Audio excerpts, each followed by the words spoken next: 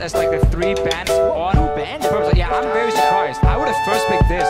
Even given a Rek'Sai, just take Lee Sin again. For Hojin, he had a fine performance on this in the early game. If that was going to be the strategy for Coup Tigers, we're expecting Elise to be banned. Yeah, because now this can create the exact same type of Lulu or Rek'Sai choice that SKT opted into in game 1. Yeah, now it will be Coup getting the Rek'Sai, and we do have to wonder if SKT is going to go Lulu. They're so good at it. Normally, Exactly the same. It's not in the head jab. I dislike the fact that Coup Tigers did the Chomp Catch here. However, if they leave Chomp Catch, they get 1, SKT gets 2. At this point, when they're trading these bans, it can get a little bit dicey. That's right. I mean, if I was Coup Tigers, I would have picked Lulu as my last ban instead. And then looked at SKT and said, okay, if you want to ban Elise, we take Tom Kench and get Rek'Sai. That's an okay trade. Obviously, it meant SKT could possibly leave both Chokers open. It was like Tom Kench for Elise, Which I think is fine. which I still think you could have done if you're Coup Tigers, or at least you get the Elise pick there for Hojin. He's best early game jumper. So, a little bit surprised about it from the Coup Tigers. SKT will now be able to do the same kind of combo. Check the carry if they want to.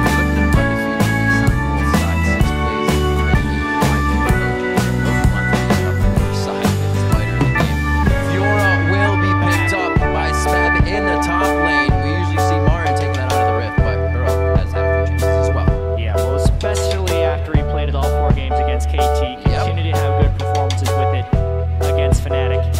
It was a little bit strange that it wasn't picked nor banned in the first game. So Coup Tigers kind of going back to that Bjorn well, hoping Smeb can carry the game. I think the reason Coup Tigers didn't want to play the last game, obviously Rumble was picked, they wanted the Riven matchup into it, but also because Shin was in the game on the side of SKT. So it was going to be very difficult to beat that split pusher. Riven can go in and flank a team, but kind of burst down one target, or I have some AoE at least, where the Fjord was not very single target focused.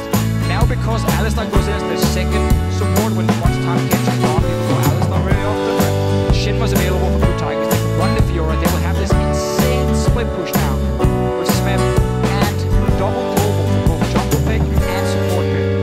Coup Tigers should be able to set up a very good split pushing scenario here for Smeb. KT throwing together a little AoE in their composition with Rumble again for Marin. They will pick up Jarvan for Bengi in the jungle. Well, this I think will be extremely interesting. Marin was free to pick the Rumble into Smeb's field last game, and then he opted for a different matchup. I think Marin is very confident in Rumble against Joe. He was able to find the right field counter pick. Was it Darius? Well, no, that kind of fell apart. It was Renekton in some games unless you built in an extremely proper way and had your whole team helping you. Now I think we're going to get to see the best kind of anti-Fiora matchup possible. We thought maybe it would be Lissandra. We were hoping at least. Big picks, but maybe it's going to be the Rumble. We're going to have to see how this matchup plays out. At least Rumble can be very difficult to dive in the early game. After what happens if you're losing the lane, you can push into a tower, Jungle shows up. Rumble ulti and his tankiness makes it difficult, at least to kill him. What are we looking at here? Roshan top AD carry Shin. Oh, sorry, AD carry Cannon. AD carry Shin. You had the ninja. AD carry Cannon. No, I love this. This is pretty much comfort zone for everyone on Coup, except you could say Prey because he hasn't competitively played Kennen AD carry. But specifically, when they were preparing for Fnatic, he prepared this as a pick to go against Reckless, who was playing so much AD Kennen in case they'd have to take it away. So he's very practiced on this AD Kennen. And Kennen is very good into a lot of these hyper carries because first of all he has to find lane space against them. Once he gets a cutlass and the weather the King, he's very strong 1v1. So this AD carry cannot sit on his own in the side lane and risk taking the roll for Kennen. They can try and farm out. That's why Tristana also comes in here for Bang. It's one of the safer AD carries at sitting and farming up in the side lane. But really Coup Tigers are building for a 1-3-1 setup. Insane split push coming from Smeb with Rek'Sai and Shin joining him. Wave clear in the mid lane from the Victor. Very standard Coup Tigers composition from what we've seen here at Worlds. And SKT obviously saying, well, let's go team fight. Hard engage Jarvan, we're gonna take the fights. In this case, I do like the amount of AoE damage and crowd control that Coup can put together, because typically teams that have do tend to group up in fairly small balls of people, so therefore the AoE from Coup Tigers will be able to hit SKT a little harder. It'll be very interesting, though, to see how this mid lane matchup goes, because both guys have opted into Ignite. Yeah, we're gonna fight in this mid lane here. Cole was saying, you know what, my teleport didn't work last time, I'm gonna try now and roll this Lulu. If I can push in Fake, so he can be the guy roaming and assisting the lanes like Fake and last time. Why mid lane? This Roshan usually the top laners run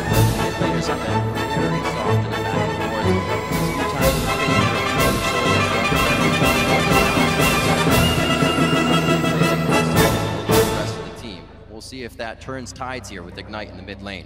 Keep updating your Twitter votes throughout this series. Send that hashtag AOL or hashtag SKT to LoL Esports and see how people are calling this as we get onto the Rift. Game 2 in this best of 5 here in Berlin at the World Championship Finals. SKT 2 games away, 2 wins away, I should say, from the Source Cup hosting it once again. The only team to have those 2 wins in Worlds. No huge surprises in game one, aside from the fact that SKT played their offense incredibly well. Tigers wasn't really able to do anything with the minor advantages they had gained early. Because remember, first game, SKT played a very defensive Bruno strategy, did not get any deep points, and remember mentioned a little bit of a Blue Tigers counter game later in the game, where they outjumped some of the jungle camps that SKT had taken and made a very early experience advantage. Who does need to jump on SKT early because they're able to win? Origin last week was supposed to be the guys who maybe create an upset, take a game against SK Telecom. They did really well in game 1. Blue Tigers had a great game at least, and then we saw it fall apart. I wonder when you face a team like SK Telecom and you're mentally trying to be so radiant that this is where I'm going to play the best game of my life. I'm going to take down SK team, take down Faker, take the trophy, run away with it. He's not going to get his hands on it. And then you lose that first game. It is so hard to then rebound to game 2 because like you just had everything invested into one game. It didn't work for you. Origin, I feel like, has the same problem. We're going to have to see if the Blue Tigers can show up in game 2. So the thing about SKT is you can take them down in every facet because they haven't chipped away at their mentality. It's very much so in the game. Yeah, and we're talking a lot about what will it take for SKT to lose because SKT is so fluid and reactive. And we're not talking about saying like, oh, SKT is just I know. But then the question is like, what book are you doing to judge how to play this Berlin League of Legends? Because what they're able to do is make the right play across the board, which is so fascinating and so difficult in League of Legends because you have 5 individuals trying to play as one. And that's really what makes SKT so And that's really the scary thing. A team with so many carrying players, seeing the top lane, AD carry, mid lane as well. When you then add in what I feel is the best shot calling we see from a team in League of Legends, and really the main thing for SK Telecom, how quick they can make these decisions, reading, okay, Benny is pushing one lane, so we need to defend them, move down, keep always rotating around. right, and Wolf successfully pushes them off and move up, which is, again, kind of a smart play. And do they see a big opportunity? Because normally Ku should funnel to Raptors. Now Marin's there. Marin charging the flamethrower. He came in with his gauge over half. Oh, and he a level 1 turret dive. Bengi definitely messed that up. Marin gets that. Marin's getting down for 2. SKT go way too hard in the early game. This is what they call the Caster Curse. Talk about it. Play by the book, Jack. Play by the book. That's why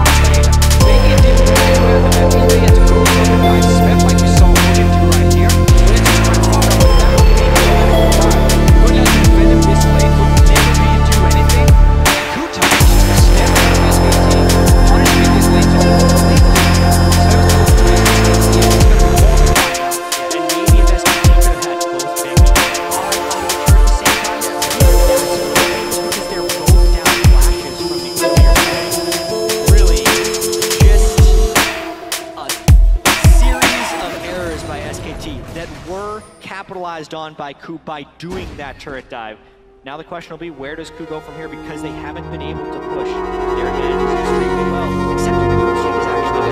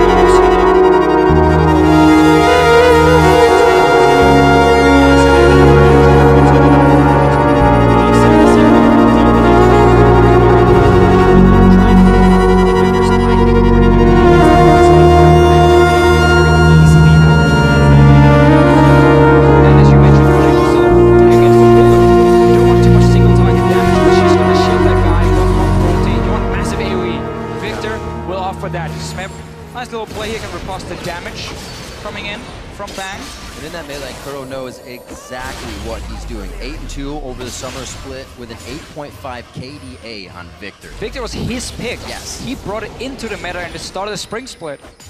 And then everyone was like, oh, Victor, he's extremely strong. Let's all stop playing him, and we still play him half a year later.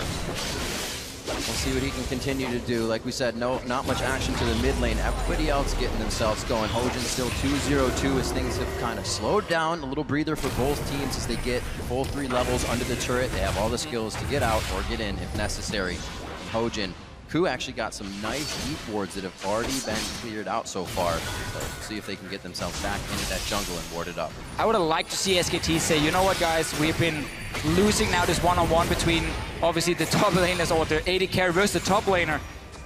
And our own top laner, the Rumble, is sitting and having to share experience with our support. So he's really far behind. It's going to be a tough dive for Benki. Yeah, sub-level 6, Jarvan. Riposte will be up very shortly for Smeb, but they're going anyways. Goes back towards the turret, trying to keep himself in between the wall. That's the flash out. Can't get the grand challenge onto Bang. Smeb will not go down from that, I don't think. He should stay alive. He has just a sliver of health. This has to be going back. Oh! He misses the strike, but he does get the auto as Smeb flashes in range, unfortunately. Those are some fast fingers you got to play to get out of that situation. I think SKT had it either way. Flash for flash, though, as the kill goes down. SKT clearly said, okay, Bang, keep pushing the lane, you might be able to get a tower, then we will swap the lanes back. Rumble should recall from this bottom side once Tristana appears in the lane, get him into that one-on-one against Furo so he gets some experience, but I feel it's almost too late for Marin. He's falling almost too far behind in experience. It's very important they got that one kill at least. That was all they were keeping Bang for. To keep pushing in the lane, try and get a tower. He didn't get it though, because they took the kill instead. Smeb's been doing a very nice job on Bang, getting that damage down, pushing him off the waves, not allowing it to always be at the turret. Definitely saved his life for a little bit longer than necessary there. Did see him go down, blow his flash, but he is coming back with a Tiamat, so that's only going to get easier for him to farm that lane out and be somewhere else for his team when necessary. Absolutely, and Smeb with the 2 deaths as well. It's actually not too out of character for what Ku has been doing so far at Worlds. He actually has given up more first bloods than any other player at Worlds. So he does die early in lane somewhat frequently with the aggressiveness in which he plays. That time, he had been poked down pretty low by Tristana. He thought he could outplay the dive. He has a lot of confidence in his ability to outplay because more often than not, especially in teamfights, he does. But this time it cost him. Good play though from SKT in the end. Kind of saving Marin here. He was falling really far behind in experience early on. A full level is a lot when it comes to these 1v1s, especially when one of them is a Fiora who needs to get punished in the early game, otherwise she will outscale you. Going in on Marin now, he has flash ready. Marin throws down the equalizer. That does not look like a good situation for him though. Very nice flash over the wall. He's got full vision here, but he doesn't have vision behind Baron. Instantly lasered down by Kuro, and his Victor just gets a kill. He just walked up lane and got it. Faker's still farming there, and he's not going to lose any minions as he comes back. Wow, and a small interaction there. Wolf actually gives Gorilla a gift because the Shen ult was coming in, but Wolf interrupted him, so now they get to keep the 2v2 as well. They get the global presence from the Shen shield during their dive, and they don't lose the map pressure for it either. Same thing as we saw in the last game against the Lulu. You push her into this tower, she stays there, she tries to farm it up, push it back, and then you roam to the other lanes. Bengi gonna find Smeb now. There's ulti on this Jarvan, so you can lock him down at least. A lot of love from Bengi on this Smeb lane. Cataclysm down, Flame Spitter should be able to take Smeb out quite quickly. Here's Hogan. Up with a kill though. He makes it. Grand Challenge is down, so this is all about Smeb's abilities. Flame Spitter finishes him off, but Marin is overheated as he makes his way out now with the scrap shield. He should be okay. This is Kuro's second roam. That means his mid is open, but it pays off with kill number 2. Kuro has been out roaming Faker this game, and Smeb comes up huge with that play. But everything happens up top, means time to fight down bottom. Once SKT sees an opening, they take it. That's Unbreakable Will on. Slicing Maelstrom's gonna put a bit of crowd control. They need to stop Bang from dishing out to DPS, but it looks like they won that trade nicely. They'll be able to sit back in lane as Wolf tries to heal it up. SKT with their bottom lane here picked against the cannon, saying we have a headbutt, we have buster shot, we have so many ways of shooting you away from us when you pop that ulti. So it's gonna be hard for Prey to kill this lane, but he's not here to kill the lane. He's here just to support the rest of the team in the fights, because right now you have 2 kills on your top laner. He's been getting solo experience, and you just ganked the lane and got more kills for him. Yeah, and I think this is another time to call attention to the itemization timings. Last game, Bengi was at 16 minutes before he completed Sightstorm. He had a Cinder Hulk, which gave him very good combat effectiveness. This time, Bengi has an early Sightstone, less combat effectiveness when he goes up to try and kill Smeb, weakens him enough for Smeb to be able to kill him, and is one of the major reasons Ku ended up winning that trade. Because SKT's been on the back foot, they're warding more, but it means Bengi can't actually take fights. Oh, he knocks him up inside the gravity field. Flag and drag over the wall. Not much they can follow there. The flash is already down for Kuro. Does he want it? That gives him the speed! And he gets the last auto in for the 3rd kill of the game.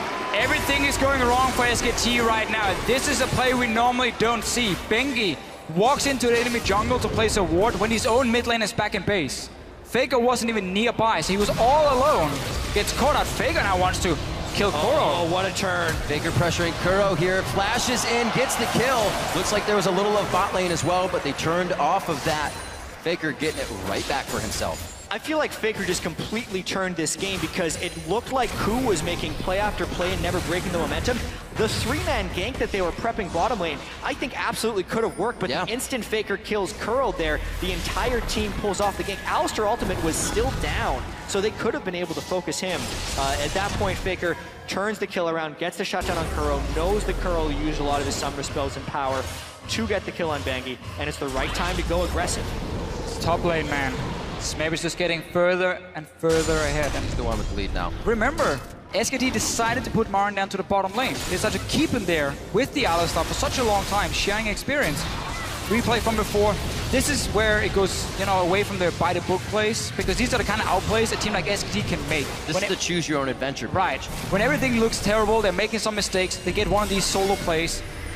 Top lane might see a dive, though. I think they saw a little bit too much behind Marin to really keep wanting that. Hojin in a bad spot, and it looks like the team is going to leave him out to dry. That is not going to be good. Ku had that lead. It is being squeezed smaller and smaller by SKT's moves. Bang and Wolf were there when Ku did not expect them to be there. So that was just catching them off guard and in a bad timing right here. Kuro able to get the blue, which is actually pretty clutch, and this could end up being a trade of turrets. Should do. This tower is so low on the top side. We know Prey can't join. Same for Faker, though. He's also on the bottom lane. Kuro has moved to defend, so they're actually trying to save this turret as best as possible, and they pushed SKT off of it. Teleport's going to be up for Marin, but his ultimate is following very slowly on that one. Ojin onto Bang. Bang jumps nicely over the wall, makes it to safety. Wolf's gonna headbutt himself a little bit further towards the turret. Looks like they could be safe here. That teleport's there for Marin, but he's gonna stay. The team calls safe. No problems from Ku here, as Ku again attempt to get themselves even farther ahead. Yeah, well, they definitely repelled the pressure that was on their turret. Then they let it die to minions because they were too aggressive there. So really unfortunate move there for Ku. But I really love the way Bang counterplayed that gank. He doesn't want to try and rocket jump over the Rek'Sai because the Rek'Sai will unburrow and interrupt the jump.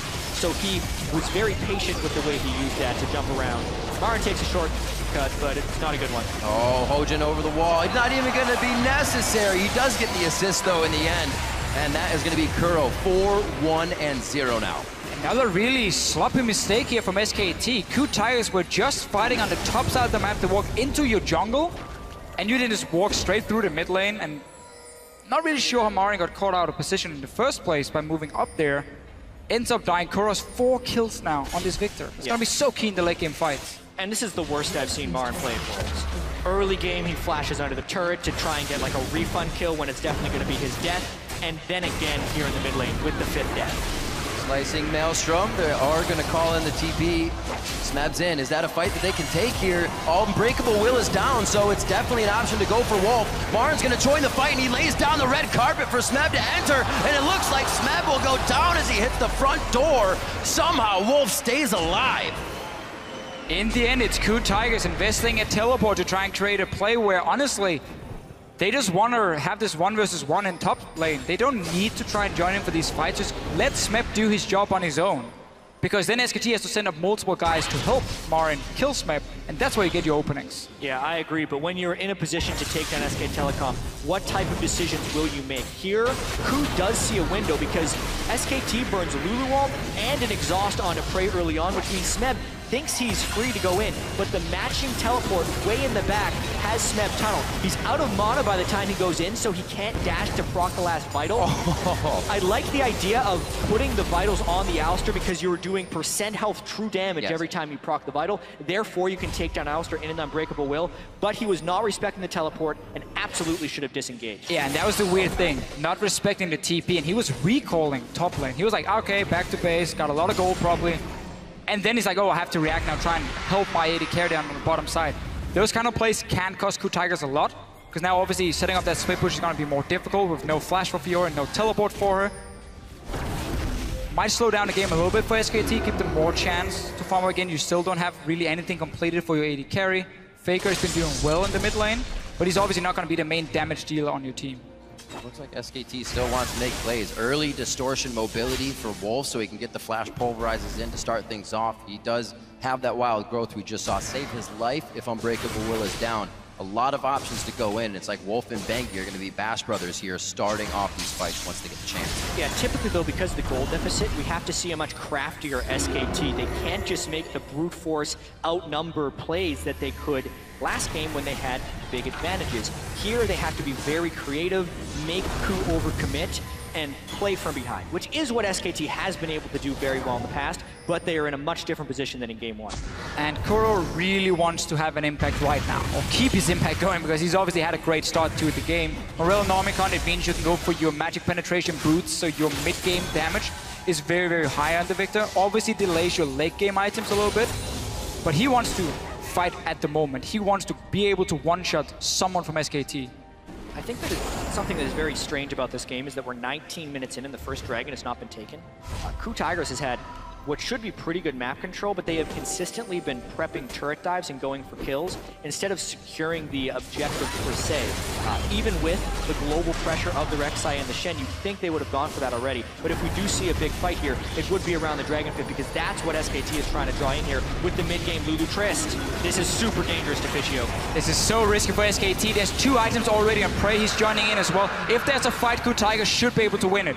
Well, Gorilla was coming down like he wanted that fight. Just gonna take mid tower instead. Yeah, push mid. Yeah, this is the counterplay right now. SKT may sacrifice mid lane, but if they can trade bottom turret for mid turret and get the dragon, it's a giant win for them right now. They're keeping Bang bottom, and as long as they can defend tier 2, this is a huge win for SKT. Smeb wanted to stay top lane and push it out, but again, he had no teleport. It was used in that fight earlier where he ended up dying, so he couldn't join in time. They're pushing the tower.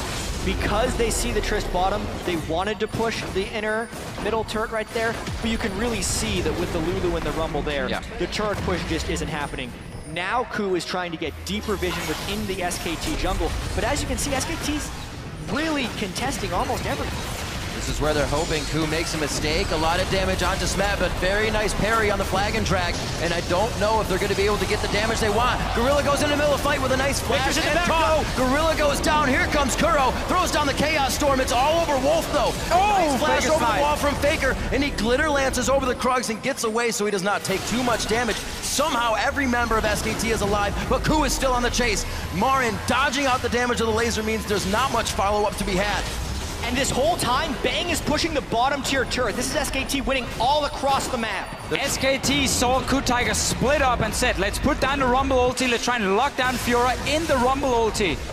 No flash for Smeb to get out of it. That's how SKT starts the fight. And Prey, he left the bottom side to run all the way to top lane, try and join, didn't manage to, ends up losing another tower. This is the craftiness that we were talking about with SKT, and one of the most underrated parts of Rumble Ultimate is the range in which you can use it. Look where Marin is right here when he decides to cut them off with Equalizer. He landed the second half, and he completely cuts off the funnel. So when Bengi comes over the top, he does lock them within the Equalizer, not to mention the split up right there, and it's miraculous of SKT to have everyone survive throughout that fight. Fantastic plays all around. They're able to take down Wolf here. This will help them get towards the turrets a little bit more, but you still have Faker, you still have Marin to clear the waves. What play from both teams so far? 10-9, still a slight gold lead by 1,000 in favor of Ku, and it's not something, like we said, SKT has worked with very much. Being down, they're usually the team up by at least 2,000 to 3,000 in this game. Yeah, and that's why, again, it's so impressive how they can use every single advantage they find. Oh, okay, you just invested all your summoners as a top laner. We know we can engage on you now if there's an opening. We know there's no split pushing pressure because TP is down. So like, it bought a lot of time for SKT to make some plays as a team, group together as 5, out-rotate the KuTigers and then pick the right team fights as well. Really well played, and KuTigers are learning, okay, we cannot split up like this, we have to stay together because the engage from the Java and the hard engage option he brings is too high for us to split up. Because we have so many squishy members. I mean, the only real tank on this team is gonna be Hojin sitting in the front. Shen is not gonna be tank enough as a support to really stay in the front line. I think it's gonna be a huge balance though, because Smeb needs to be able to split push, and they need to be able to disengage some of these team fights. That's the whole reason he's picking the Fiora, but SKT brings some friends. Grand challenge in, cannot get the last hit. Gorilla way too deep here. Use Stand United to get on Smeb, but Smeb turned from the fight immediately. He's trying to get the hits onto Bang. That's going to be the explosive shot, taking him down. Bang knew he could get the kill easily. SKT working well within their champion's capabilities here. Steady yourself here before, Jad. SKT, or KuTigers, sorry, have to be able to split push. They had used another teleport from Smeb to get 1 kill on Wolf in the mid lane, so once again, that global is gone. They're not using this Fiora at all. Keep burning the teleports for absolutely nothing. This one obviously was just Bang. Returning to the bot side, really, really smart decision from him. Ends up getting a 2-for-0 trade. And the trouble here for Ku is it's also so hard for Smeb to exist well in team fights. Lulu polymorph, also slow and somewhat reliable damage from SKT, does not get parried well. One of the biggest things about Smeb in their semifinal against Fnatic is he was parrying or riposting giant CCs, Skarner ultimate, Riven stuns, huge bursts of damage, but that isn't the way SKT's composition is built. It's sustained damage over time and good crowd control. So really, Smeb needs to be smarter about these split pushes because SKT is consistently outwitting him. He can win the 1v1 against Rumble, but he's overcommitted.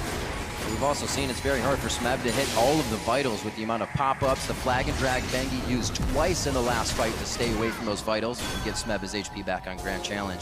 A lot of things work against KuTigers in these fights. one of the reasons Lulu has been seen as one of these really power picks in this meta is because she works so well against all these top lane carries. Like, oh, you want to single down one guy with your Fiora ulti. He has everything invested from Lulu to save that guy. Whimsy comes in. Against like Darius, you can just kite him for days. She works extremely well against all the top lane carries. So SKT were happy enough taking that in that rotation, where KuTiger said that apparently they were fine giving more of a protector AD carry comp to SKT. And I still think it was okay for Ku. They just haven't been able, once again, to use their lead properly. They keep making these small mistakes on the map, how they want to use the globals, when do they want to assert pressure on one side, and that's what SKT is punishing every single time. SKT working very well proactively throughout the tournament, always waiting for a team to make mistakes. Marin's going to have to respect this push towards the top side, but they're calling out Bang as well. This actually may be a fight. Smeb pushed up very far here, but he does have some friends in the river that could head up. Very creative what they're doing right here. They're keeping Lulu as the wave pusher. They're actually not playing 3 lanes right here like they usually do, because they are consistently trying to lay traps for Smeb, hoping he goes for kills on Marin, and then turning. How often do you see an 80 carry waiting for a counter gank? Second time for SKT. Smeb lunge to get away. Looks like it will be enough of the distance to get out of any danger. That dragon is alive though. We've only seen one on the map now. 26 minutes in, could be dragon number 2. It's both teams kind of hold hands as they make their way down the river to get that vision. If SKT starts the dragon instantly, if they know the exact time of teleport, they will get a 5 versus 4, but then they will lose top towers. I think it's better to send Marin back to this tower, push out the wave, and then look for KuTigers to make a move before you decide to do anything. That's exactly what they're doing now. Just don't early TP down and like just 5-man the dragon. Wait to see the play happening, and this is what's going to happen for KuTigers. Really good Zhonya's. Drill that'll pierce the heavens. Can Marin do it? A 4v1 situation. It looks like he will go down as all 5 members of Ku are towards the top side. That's going to mean Dragon, and they don't really have a wave to get a push on. That was a very greedy play by Marin to be under the turret, but at the same time, SKT is going to try and make that work with committing the 4-man dive. What will SKT get out of that? They actually defended the turret, traded his life for the Dragon, and a mid-inner. This is one of the reasons SKT wants to play Rumble against teams who can split push against it, because on the turret, he can do so much damage before he goes down. He always builds Hourglass early as well, which delays him going down. So even with it was greedy for Marin to get under that tower, it bought enough time for SKT to take 2 objectives, a tower, and of course the dragon here. So really well played from SKT. But also KuTiger's investing everything to try and get 1 kill. You always know if it takes too long to do something, it's not worth. That's what the Zhonya's is helping to promote for SKT here, as they're getting pushed back ever so slowly. But in their pushes, or in, I should say, Ku's pushes, SKT is able to get more around the map than what Ku is getting out of the champions of SKT. 11-11 in kills. The gold is pretty much tied up here, just a small lead in what would be probably minions in the lane over to SKT. They have 2 dragons in their favor, and they haven't let Ku get very many throughout game 1 or game 2. A lot of control on the map for SKT. Yeah, and SKT with the Rumble and the Lulu kind of have a double AP composition working, but there's still no Aegis on the side of the KuTigers. And they're not even close to one either. So this is a little bit troubling for Ku, since their split pushing has been getting counter-ganked by AD carries, and their team fighting isn't necessarily itemized for, whereas the power spikes are hitting for SKT with the death cap on the Lulu and the last Whisper onto Bang. You do have your Shen ulti very soon. You have teleport for Smeb, so he needs to sit on the bottom side, and the 4 members from KuTigers has to take over the Baron. They need to control it, because then you get 2 openings. Either one, you get the one-on-one bot lane with the Shen ulti and you 2v1 kill, obviously onto Marin when he's sitting on the tower. Or, if they try and make a play, you just go on towards and force the Baron, like this. A lot of miscommunication in that engage. Bang uses both summoners to get himself out with Wild Growth. Gorilla's the focus now on the other side. Prey, he branches off from the team, and here comes Marin on the TP. Zhonya's is down, but he's going to get gravity fielded. No, he wasted enough time inside that he didn't, but Ku is able to assess the fight very well, get themselves back in after choosing the right target. Bang, eat, flag, and drag away. Doesn't look like Ku has any more priority targets. They lose 2, however, in that fight from splitting up so much in the beginning. Marin teleported in a good 2 or 3 seconds before Smeb made his presence known in that team fight, and that's the reason that SKT ends up getting a 2-for-1, because a fight in which Bang gets caught at the beginning should almost never lead to an SKT 2-for-1. Exactly. But they do lose the turret afterwards because some nice damage was returned by KuTigers. Really interesting chain of events. Wolf goes in, Bang shooting somebody else, they still get out alive. However, they can turn situations around so fast to be in their favor and make it work. Still just repairing the lanes now, because that wasn't the best of situations they came out of. coming up on 30 minutes here. These games are definitely going longer than SKT's average, so they have to put a little more effort in to this mid-game area, where, as we say, Ku should be shining. Sadly for Ku Tigers, Smeb had to use ulti, teleport, again. So now he's no longer on the bottom side. You can no longer make that Fiora Shen play very easily, because you will lose all your pressure around Baron, SKT can then start it.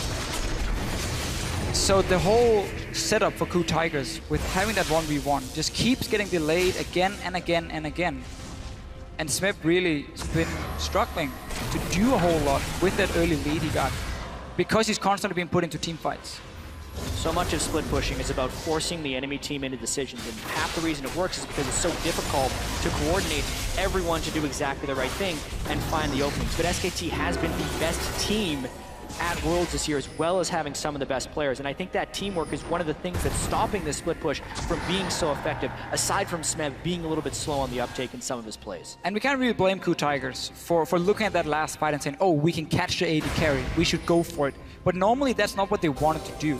They wanted to just have control of the Baron River and wait for Smeb to make a play 1v1 against Marin. They were gonna wait for him because he was supposed to be the strong member here, the guy who can win his lane consistently, where every time there's a team fight, it's more 50-50 between the teams here. So their safe play was gonna be Smeb making a move with Shen ulti.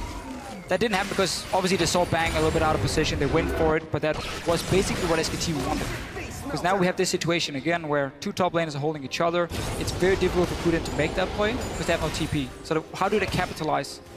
It's going to be very difficult, especially with Faker having home guard and Whimsy to get himself back out to the lanes, instantly glitter lancing, pushing any of Ku's work back while he was in base. And already down the mid lane. It's not going to be Smeb diving Marin under his turret, so Smeb starts to back off, and Faker was making a roam down. But the movement of Smeb says, I'm in a ward, let's not go for that. Still focused to the mid lane. 1 minute on to Dragon, both teams trying to just pull ultimates, pull flashes or summoner spells out of each other here before it happens. We're absolutely seeing a game of back and forth right here. Anytime someone leaves to go and push a side lane, you're going to see a small window of pressure for the opponent. And anytime SKT shows people in the mid lane, Smeb will try and go aggressive. They end up getting the equalizer out there for very low cost. 97-second cooldown on the equalizer from Marin. That's one of the reasons Rumble is sitting and holding a lane, so it can be a bit annoying for him if you have to use ulti due to the long cooldown. This does give an opening for Ku Tigers. You can see how they're instantly moving in now. Sit around Baron and say, we want to fight now because you have no ulti on your Rumble. With the distortion enchant for Marin, he has a faster teleport cooldown for Smeb. So even though they used it on the same fight, Marin's teleport's actually up in a couple of seconds right here. And that makes it much less safe for Ku to actually be faking this Baron. Something we saw him focus in game 1. Marin is definitely a huge playmaker on this Rumble. We saw him come from a screen off, engage in one of the bottom fights. Who's going to start? There's no vision here for SKT. If SKT goes in, it can actually be a 5v4. This is too risky. I don't think Ku knows the teleport's up. Now they do. Marin is going to be coming in. They will not be able to turn and fight this with the damage of Baron in their favor. They just back off completely. Here's the big window, though, because this time they forced the teleport without forcing the teleport on the other side. So that's a big win for Ku, actually. Not overcommitting to the Baron and getting the split push turret. Huge move. The key thing for Ku Tigers was the fact that Faker had recalled. He was back in base. One other member I didn't get to see who was also running from the fountain. So SKT, even though they had 5 members, they couldn't hard engage. They're going back again. They're going back. They have the pink ward, but they do not clear the one in the back of the pit. They are trying to run SKT around the map, and soon Smeb will have his teleport, but he's drawn Marin up right here. So it's the Rek'Sai, Shen, and the teleport advantage all working in conjunction with the Dragon and Baron being up at once. This is filled with action right now. Definitely by the book teleport play, if you will, gentlemen. This would be perfect for Ku to get a giant fight if SKT bunches up in this one. Marin, or Smeb rather, keeping an eye on the team. Marin already had to go back, but the teleport discrepancy actually will not be worked just yet by Ku. We have Hojin going back, but he can ult back in. And if you're SKT, you have to break this cycle somehow by making an aggressive play or killing one leg of the split push. But at the moment, Ku isn't letting them recover. If anything, this leads to a cataclysmic fight at the Baron pit. There's no wards behind SKT. There's no real way for Smeb to get a flank. He's just sitting in the lane. He's waiting for SKT to overcommit to a fight, knowing that Rumble isn't there. But you're still at that point where Fiora can duel everyone, so she can safely sit and stay even, at least with Marin, just clear the wave every single time, wait for something. I would want to see a ward from Ku Tigers behind this Baron, So there's a way for Smeb to TP in and get a flank, and he can instantly try and go for Bang. SKT as well, kind of baiting the Baron out. They push down towards Baron. Dragon to make sure that Ku goes into it. SKT now approaching. Baron's going to be down to about 4,700 HP. That's the in from Wolf. Stops up 3 members. Slicing Maelstrom goes down, but it's not really hitting anybody or stunning the targets it needs. Faker is going to be able to take down Prey. The Baron still stands at 2,300 HP. Smeb is forced to flash out of this one. This is the fight they were waiting for, but SKT danced it out perfectly. The laser across. It's going to be going to Bengi. SKT gets Baron for a 2nd game in a row, and now they're really going to be able to work the lane. But what's the point in just teleporting your top laner straight into the Baron pit? Oh, that was one kill. Takes him down. It's going to be the fight. This is an easy kill for Faker here. Little bit of glitter. Glitter gets everywhere, and it takes down Kuro. 45 seconds on the clock. They're getting longer. Smeb may be able to pick up Dragon, but it's a consolation prize at this point. Also, when Smeb teleports inside that pit, I think they were trying to do it a little bit undetected, but Marin was able to get an equalizer in that pit, which made it dangerous. Bengi's smite is up, so thanks for the help, Smeb. Thank you very much, says SKT. Ku Tigers. It doesn't look like they want to stop either. They see Smeb is low on mana. He's not going to have any potential to fight. Gorilla not doing anything, but you can see how long it's been since they've been in each other's jungles. New wards finally being placed. Yeah. Nobody had deep vision before that whole fight. This obviously completely shuts down the split push here, but Ku Tigers simply got too greedy. They didn't want to wait any longer. They're like, let's just try and burst down the Baron, TP in here with all 5 guys, and just destroy the Baron as fast as possible before Marin shows up. But now you're just caught in here, so suddenly getting to the AD carry is almost impossible, and he's the guy you want to aim for if you look at what SKT has brought here on the board. So look at Bang. He's just sitting, shooting away all he wants, and they're caught.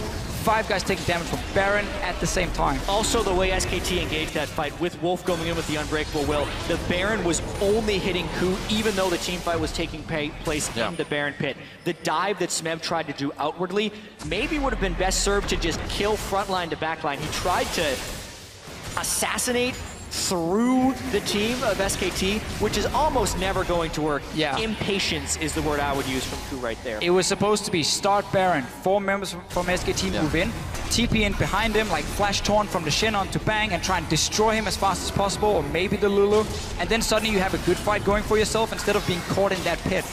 Just a little bit too greedy from Ku Tigers. It cost him in game 1, costing him again here in game 2. Smeb not really respecting the members around him. He's just going for a little fight. Damage onto both Bengi and Wolf. Looks like they may want to commit here. They have good vision, but it's being cleared out. Double wards go down. The ward definitely won by SKT here inside of Ku's jungle. And they're so split up, they can't really engage if they want to. A lot being done in defense. Smeb actually puts himself in a spot where he dies. That's a double kill for Bengi. They're not stopping. Bang jumps over the wall for another kill, and it looks like it's going to be an ace in the base. 22-13. When SKT takes over, they start to steamroll. And just like that, they still have Baron buff, and Marin's going to grab the minions. He actually still has Equalizer. He uses that to clear the minions. SKT, just like that, it's over. The game is open for anybody to take. Moments later, SKT wins a few fights, and it is all theirs for the taking. The first Nexus turret goes down here in game 2. That's the second one. SK Telecom T1 are 1 win away from being your 2-time world champions. Another game for SKT, where they punish you, they take the Baron, and they walk straight down and finish the game. 9 games so far at Worlds. SKT finished with the Baron buff on them. And Ku Tigers has had the whole setup for such a long time. And it gets so scary for Ku Tigers now. This was the game where Marin and Bengi made the big mistake early in the game, and then made another mistake by not changing their playstyle. This breaks you. If there was a game to win or get back into the series, it was this one. And Ku needs to prevent being broken by SKT. We see such a